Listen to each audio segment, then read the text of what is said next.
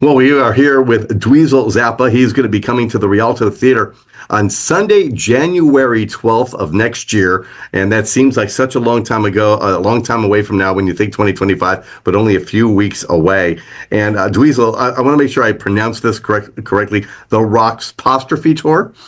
That is correct. Yes. It's a combination of two of my dad's most popular records, Roxy and Elsewhere and Apostrophe. So if somebody is a fan of Frank Zappa, maybe they're a younger listener, but they've never seen you, and they obviously are too young to have seen your dad, but they're familiar with the music of Frank Zappa. Can you explain what your show is all about? Well, in this particular case, because those two records were popular records and they're kind of good gateway records for people to come to a show and experience a broader view of my dad's music, but in a more, let's say, digestible way, because these are the records that kind of fit the bill for a wider audience. I put a show together that incorporated a lot of the material from those records, but not necessarily exactly the way it's done on those records. I've found some rare arrangements of some of the songs that had only been performed a couple of times. Now, both of these records are they will be next year, 51 years old. But this year, when we did the first leg of the Roxy Apostrophe Tour, it was because we were celebrating the 50th anniversary. And it's just amazing that this music is still so ahead of its time. And that's really what people discover when they see it live. They see people having to play this complicated stuff that's through composed. It's very much written the same way that a composer would use an orchestra as opposed to just a rock band performance. There's so many details in the music, and that's what we really focus on to try to make sure that people have an experience that they think, wait a minute, one guy wrote all this stuff and it's over 2 hours of music and none of it sounds alike. So I take it that you don't have an opening act. It's come out. No, we never do. Yeah. Now, do you take a break in the middle of a 2-hour show and then come back? It only depends on the venue. Sometimes certain venues require that there is some type of an intermission, but typically we don't like to do an intermission because it's just more fun and free flowing to keep the music going. And a lot of what we do in the show, like my dad, the songs segue, they just run together seamlessly. So we don't have songs that have an opening and then an ending and then people clap. Sometimes there might be a chunk where we play 10 songs that are connected, and that whole chunk might be 25 or 30 minutes long without ever stopping. So, obviously your dad passed away. I'm trying to remember how long ago it was. I think 1991. I don't even keep track of it. Yeah, it's so long ago, but is it amazing to you how much relevance he still is? Like, I still see when I'm scrolling on Facebook, I'll see these reels with your dad's quotes pop up. Right. And how does that make you feel as his son? Well, the thing is, it's always great to be able to see that the things I grew up watching him do and seeing him say and listening to his perspective on things still hold true. And in some ways, he was so much, I called him the Nostradamus of rock, because he had these prescient views that would come true. He would say, this is what's happening, and in the future you're going to see this because these people are doing this, and this is their ultimate end goal. So when it came to politics, he was very astute about watching what was going on behind the scenes, the machinations of the whole thing. And if you see some of the quotes that are 20, 30, 40 or older years old, all of it has come true. Yeah, what's crazy is I'll see something like one of his quotes on a reel will just pop up, and then you'll see the comments below. Man, we got to find out who this guy is. I'm like, wow, they, because they're agreeing with him, but they don't know who it is at this point. Right. Now, at his show, I saw a show quite a few years ago, and I was amazed. We kind of touched on this earlier. I saw a lot of younger people at the show. Younger than I, and obviously the older crowd that grew up with your dad's music. How does it feel for you to look out in the crowd? Are you able to look out in the crowd and look at the people and go, "Wow, there's a wide variety here"? And how does that feel for you? Well, that's been the goal overall was to be able to present the music to a new audience who never would have had the opportunity to see my dad play, because I'm thinking it's, 30 plus years since he's passed at this point.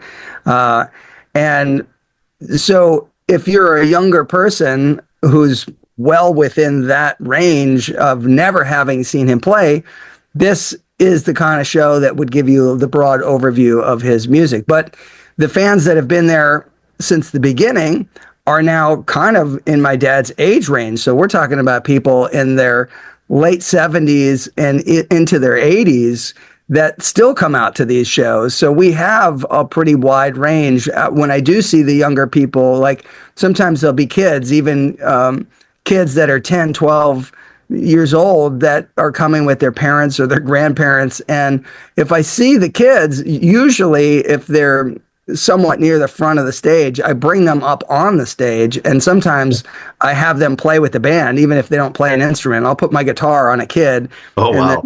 and have them play and get this idea of what it's like to be in a show. And over the years, I've done that probably, I don't know, 100 times. And I've had those kids come back years later and say, I play guitar because of that moment on stage.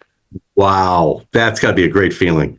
Yeah, it's pretty cool because I remember being a kid and being fascinated watching my dad and the musicians in his band play the music and thinking, how do they do all this complicated stuff and make it look easy and make it look like they're having fun?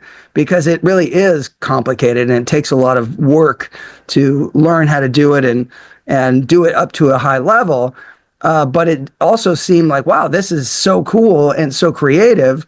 So for me, it was kind of an idea that if I could pass it forward in some way, there's got to be multiple ways that I could make that happen. And some of that just is, like I said, just bringing kids up on stage, whether they play or not. And then it unlocks something in their brain to say, oh, wow, I never even thought of this.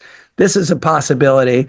And so for me, I kind of relate to that because as a kid, when I was 12, the very first thing that I ever recorded in the studio ended up being produced by Edward Van Halen, who randomly had called our house because he wanted to talk to my dad because he was building the 5150 studio at his house, and my dad had built the Utility Muffin Research at our house, the research kitchen at our house, and he wanted to come see the studio to get some tips on what he should be looking out for when building his own studio. So, then only like a few weeks after that, I ended up working with him producing this record, these two songs called My Mother's a Space Cadet. So I can relate to the experience because I had no idea anything like that was going to happen, but it changed my life in that moment. And so I just feel like it's kind of a cool thing to be able to maybe give somebody a taste of what that's like. Yeah, because I know I've seen kids get up there in radio and we give them a little taste of doing a little tiny radio show. And years later, you find out they're a program director somewhere and you're like, oh, wow, that really did spark an interest, which is paying it forward because someone did that for me. Someone did that for you. So you can relate. It's like if you're introduced to something that hits you at the right time, it makes a big impression on what you perceive as possible. Absolutely. So, you were talking, your dad always had these amazing musicians around him, because it's, Dweezil, you're a one-man show as far as the dream, but you got to have some stellar people around you to pull it off. Who's in your band right now? It is true. You always have to have a great band to play this music. And I intentionally don't use the alumni because I want a younger audience to be able to see younger people on stage and say, oh, it's possible to learn how to play that stuff. If everybody seems like they're 70 or 80 years old on stage, that's going to limit the appeal to the younger audience who might want to come see the show. So I have found musicians that are very, very talented and multi-talented as far as playing different instruments. And in particular, on this tour, there's a guy, and this kind of relates to everything we were just talking about, Zach Tabori. He is, I think, the youngest guy in the band at 26. And he started off hearing my dad's music because he saw my band play my dad's music on YouTube when he was 12. and he saw us play a song called Punky's Whips, which is a pretty intense song. It's like a mini rock opera that's about 13 minutes long, and it's got a goofy story about the former drummer in my dad's band falling in love with a publicity photo of a boy named Punky Meadows, thinking it was a girl. So it becomes this whole entrenched, funny story of folklore on the road, etc. But my dad made a song about this. And so you picture a 12-year-old kid singing a song that's so completely bonkers crazy with the idea behind it and the music that goes with it.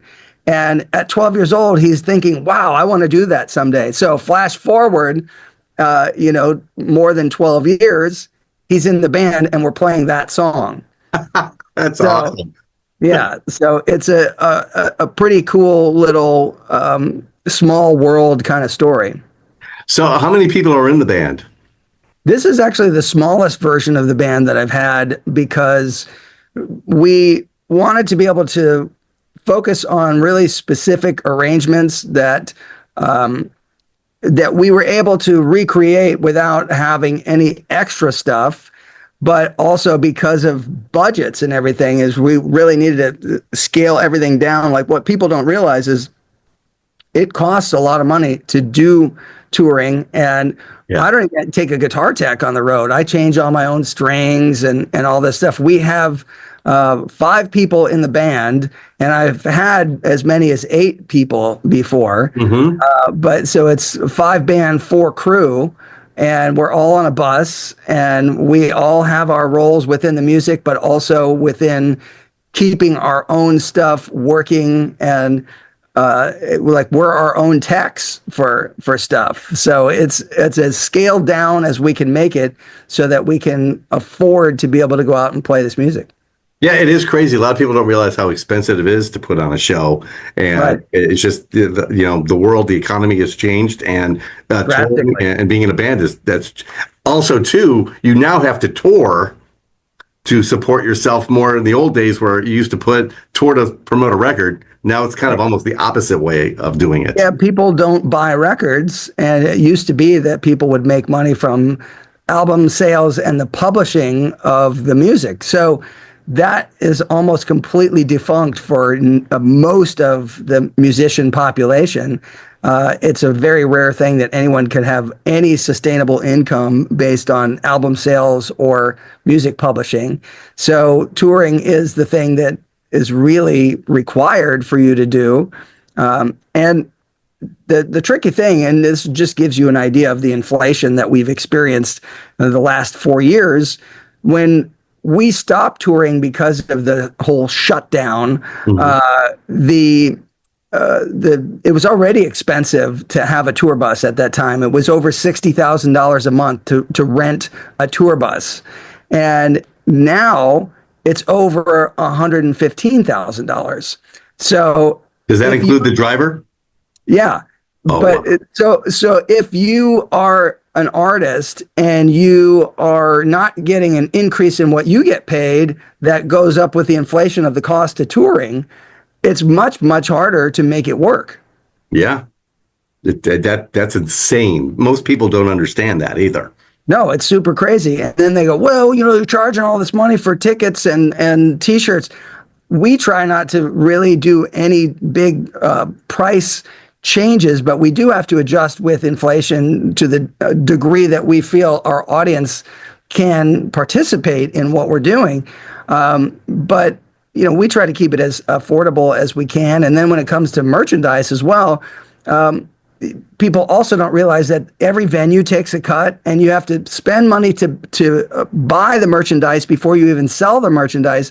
So if you see somebody selling a shirt that's $40 or $50 and you think that's so much money, at the end of the day, that artist is maybe making $5 or $6 or maybe even only $7 on that shirt after all the expenses and all that stuff. So it's not what they think. Well, people aren't making money hand over fist unless you're some type of Korean boy band where the merch is just flying out the window and you have armored trucks at the stadiums taking out millions of dollars.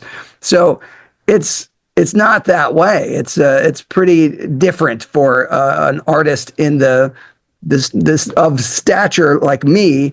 We barely are, just making this work. So this is what we do because we enjoy the music and we want to carry it forward.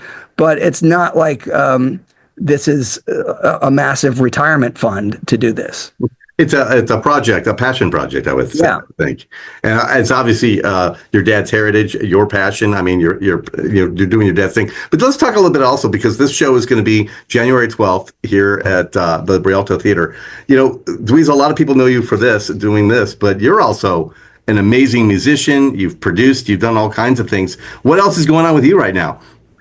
Well, a lot of the stuff that I've been doing recently has been related to my YouTube channel. We've been making a bunch of content there where we're trying to find, this goes along with what we've been talking about. What an artist today really needs to be able to do is somehow make a connection with their fan base in a direct way that can be reciprocal. So we can offer our best entertainment items and then have them be able to say, oh, well, where can I get that? And you send them to one place, which would be your own website. But you can use something like YouTube as a broader way to show what you're doing and then say, hey, if you like what I'm doing, please support me at dweezilzappa.com. So we're really just kind of moving towards building that kind of fundamental relationship with the fan base, because if I am going to release things after the tour, like a documentary film of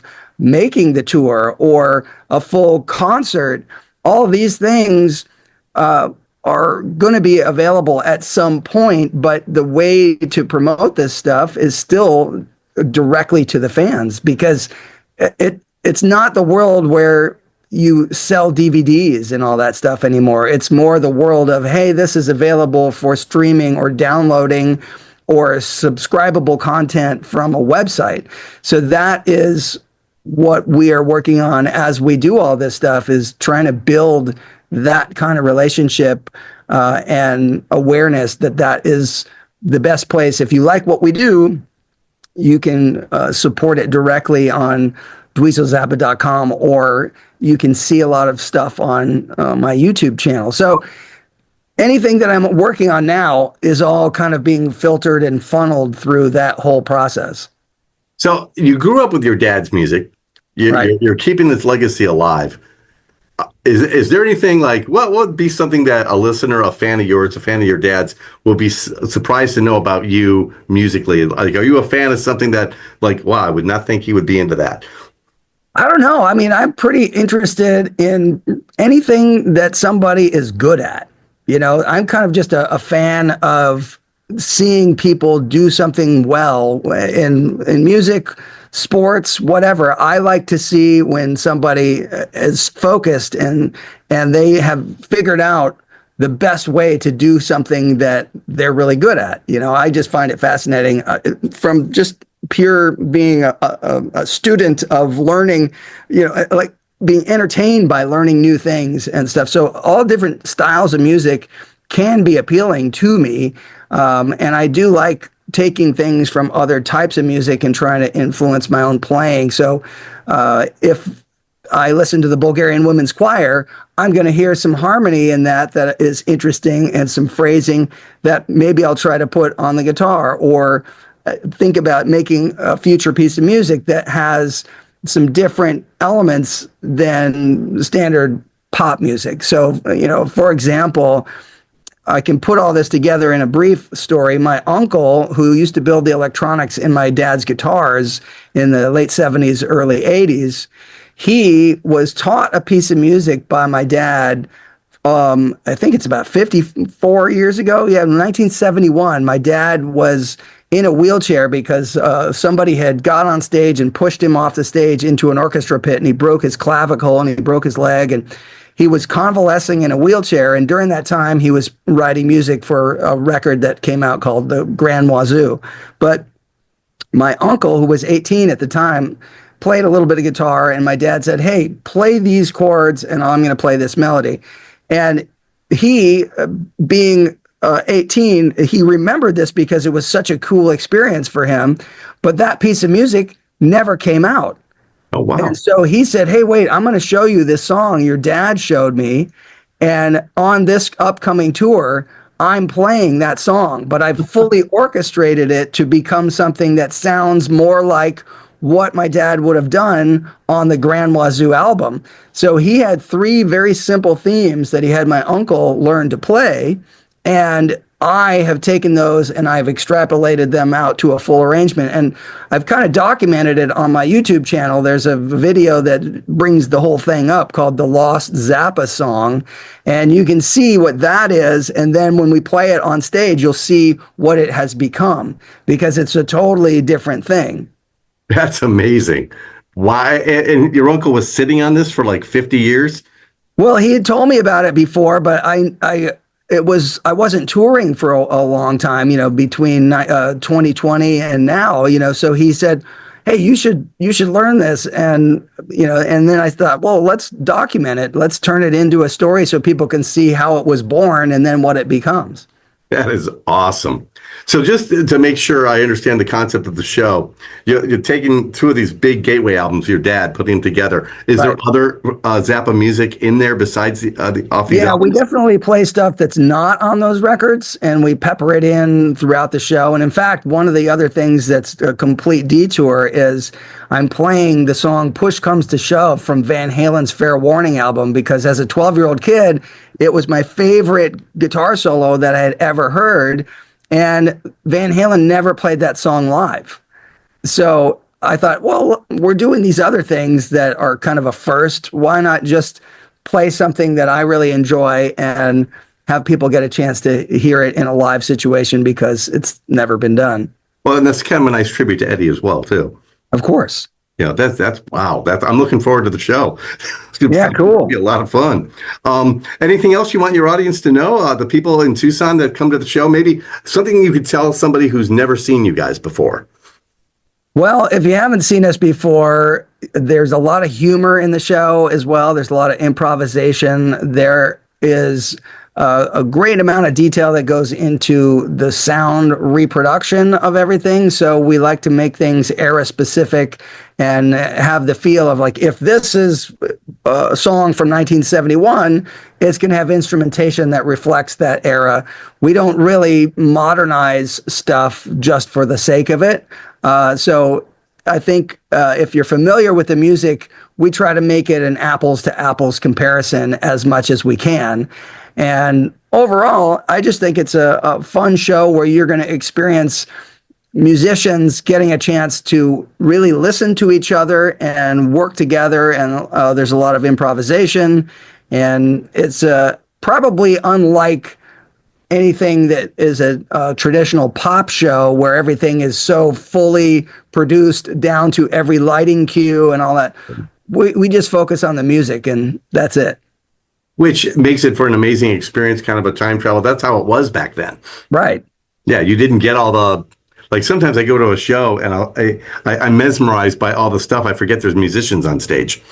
Yeah, it's really weird too, because certainly the biggest shows that are out there, which all have these big video screens and all this other stuff, you look around and people aren't even looking at the musicians. They're filming with their phone what they're seeing on the big screen. So they're watching on their phone the big screen, and the musician could be 5 feet in front of them and they don't care. They're like looking like this way instead of. Yeah, it's really weird. I mean, people used to bring binoculars to shows because there was no way to see something up close. They'd get in a stadium of 20,000 people or more, and they'd have to look at the stage with binoculars because they really wanted to feel like they were there and seeing people, and they were looking at the musicians performing. Now it's like dancers and all this stuff. It's like a review or something. It's like ice capades. Well, and to me, being up close is always the coolest thing, because I could sit there and watch the musician in action, and it's such much more of a personal experience. And I've been in the nosebleeds before, and I would bring the binoculars, and I do appreciate the screen sometimes, but I notice, you're right, I'll be looking at that screen instead of the people on stage. And that's why I'm there. I can watch the video if that's the case at home. Exactly. Yeah. So if people want to follow you, what's the website again? just dweezilzappa.com. They can also check out the YouTube channel, which is the Dweezil Zappa on YouTube. So there's a lot of good stuff that we've been making lately, and I want to just continue to have a way to show people that there's this little world we're building that is intended to be a reciprocal relationship with the fan base. And I think the YouTube channel is probably the best way that people would get a quick idea of like, oh, I see what he's going for. And, you know, at the end of the day, like I said, most people that are in the world of music at this point, we are having to do as much promotion as we can ourselves, which is unusual compared to previous history. Now artists are expected to do all of the promotion all the time, and it's a daunting task, really. Oh, absolutely. At the end of the day, like I said, we want to have people understand that there's one place that would best create the relationship, and that would be through the website if they're looking to buy stuff or music or want to do subscribable content stuff. That's the place to do it. So is this the subscribable content, is it kind of like a Patreon kind of thing? Well, yeah, I mean, Patreon is just one more place where people get sent to do something like that versus why have a middleman when you could just have it on your own website? Do it yourself. Yep. Yeah. You're getting the money instead of... Yeah. I presume they're taking a cut. Yeah, they do. Okay. Well, this is awesome. Dweezil, I thank you for taking time out of a busy schedule. Looking forward to seeing you in a couple weeks here in Tucson. And is this one of the first shows of the year for 2025 for you? I think it'll be the third show of the tour. Oh, third show of the tour. So yeah. Are you on break right now? That the venue actually did a painting on the side of the building that is promoting the show, which was really cool. I hadn't seen that before. I actually put that up on my social media because I was like, oh, hey, they're actually doing something unique here to promote this. It's a really, really cool venue. I think you're going to enjoy it. Yeah, we're looking forward to coming there. All right, Dweezil Zappa, thank you so much. Again, January 12th, Rialto Theater here in Tucson, Arizona. Get your tickets at their website or right here at klpx.com. Thank you very much.